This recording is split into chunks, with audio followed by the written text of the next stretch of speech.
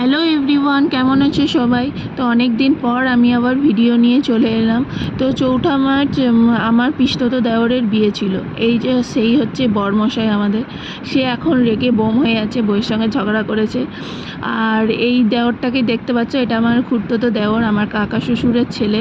তো তাকে আমি আমার নিজস্ব পার্সোনাল কাজে লাগিয়ে দিয়েছি, একটা মাত্র বৌদি বলে কথা। তো সেদিন ছিল ওর আইবুড়ো ভাত, তাই রান্নার দায়িত্ব আমার উপরই পড়েছিল। আমি যেয়ে দেখি অনেকটা রান্নাই কমপ্লিট, পায়েসটাই আমাকে করতে হয়েছিল আর টুকটাক করেছিলাম। তো সে রান্না বান্না টুকটাক হেল্প করেছিলাম আমি, কিন্তু আমাকে ভিডিও করে দেওয়ার মতন কেউ ছিল না, তাই নিজে নিজেই সমস্ত কাজটা করেছি। আর তারপর সমস্ত ভিডিও গুছিয়ে টুচিয়ে দেখে এই যে তোমাদেরকে দেখাচ্ছি, দেখো কী কী রান্না করেছি। তারপর সমস্ত গুছিয়ে ওকে খেতে দিলাম। ওকে বললাম একটা পাঞ্জাবি পরতে, কিন্তু ও তো পাঞ্জাবি পরবে না, বলছে একবারেই কাল পরবো, ও ধুতি পাঞ্জাবি, আজকে আর পরছি না। আর এই তো দুজনকে দেখতেই পেলে। তো এই নিয়ে 2-3বার আইবুড়ো ভাত খাওয়া হয়ে গেছে। তো আমি ওকে বলেছি তোমাকেই নিতবর বানাবো আর তোমাকে এই মণ্ডপেই বিয়ে দিয়ে দেবো। এইভাবে হাসি মজা করতে করতে আমাদের সময়টা পেরিয়ে যায় এবং আমি বসে পড়ি তত্ত্ব সাজাতে। তো এত তত্ত্ব আমাকে একাই সাজাতে হবে, কারণ ওরা দুজন তো চলে গেছে।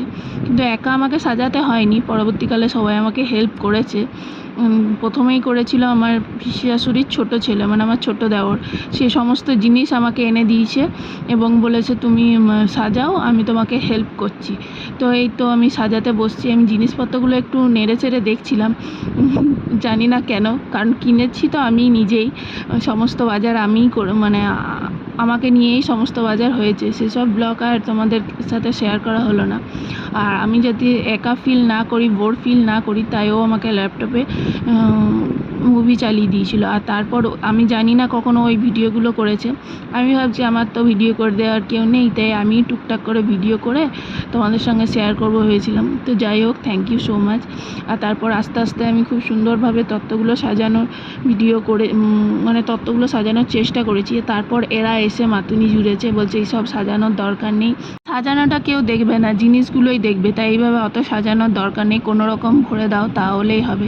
এইভাবেই মাতুনি মারতে মারতে সেদিনকে দিনটা আমাদের পেরিয়ে গেল। কালকে গায়ে হলুদ, দেখা হচ্ছে পরে বাটে, টাটা, সাবধানে থেকো।